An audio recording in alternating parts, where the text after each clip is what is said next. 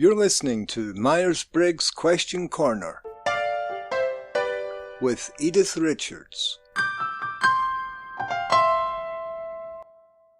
Hi folks, I'm Edythe and I'm a career counselor and Myers-Briggs Master Practitioner. One of the most common questions I hear pertains to Myers-Briggs types changing in different environments or at different times in one's life. Today's question comes from Christine. She asks, can I be one Myers-Briggs type at home and another one at work? According to most personality type theories, your individual type is inborn and doesn't change. However, you can and should develop traits and habits that differ from or even directly contradict the description of your Myers-Briggs type. Myers-Briggs practitioners often use the concept of handedness to explain this. We're each born either left-handed or right-handed. Now, a few of us may have learned to use our opposite hand. Perhaps we were born into an environment that supported this, or perhaps we didn't have a choice. Imagine if you have an accident and you break your right hand, and that's your dominant hand. You're forced to use your left hand until your right hand heals. You'll likely get more comfortable with time writing or performing tasks with just your left hand. But you weren't born as a left-handed person, and having been forced to use your left hand will probably not ever be completely natural for you. Your personality works in a really similar way. The Myers-Briggs assessment is about preferences, meaning which side comes more easily and more naturally to you. Just like you have a preference for either your right hand or your left hand, you also have a preference for extroversion or introversion, but you use both in your everyday life.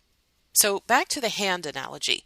If you sign your name with your non-dominant hand, what does that feel like? Go ahead and try it if you have some paper and a pen handy. Note how cumbersome it is to hold the pen, how slowly you might be writing, and how you almost have to switch your brain around to complete this task. This doesn't mean that you can't do it, and if you're following along with me, hopefully you did complete it. But I bet it wasn't easy.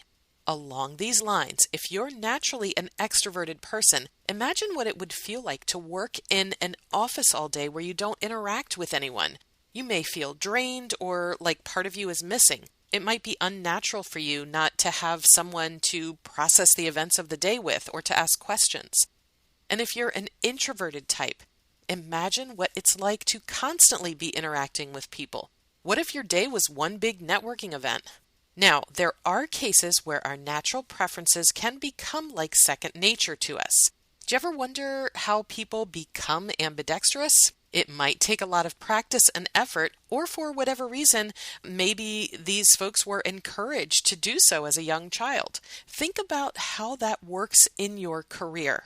You may have developed a non-preference so much that it may feel natural, or you may prefer to use certain functions or behaviors at work but not at home.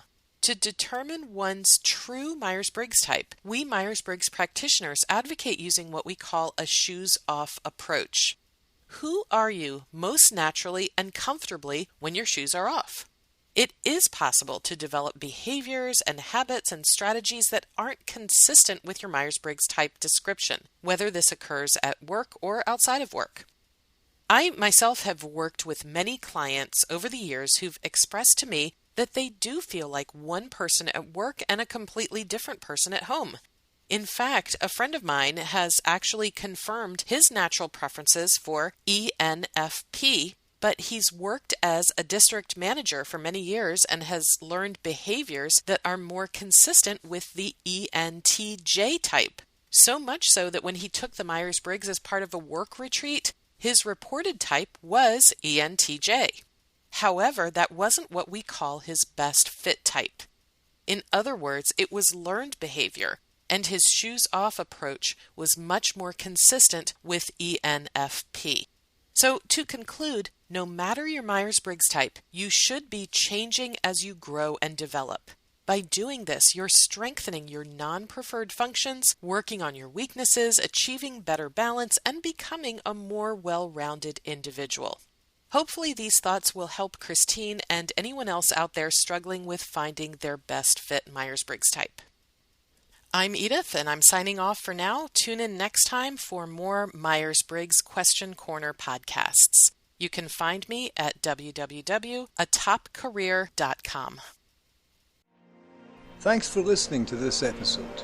If you'd like to hear more, or you'd like to submit a question yourself, then you can find us at www.atopcareer.com. Until next time. MBTI and Myers-Briggs are registered trademarks of the MBTI Trust.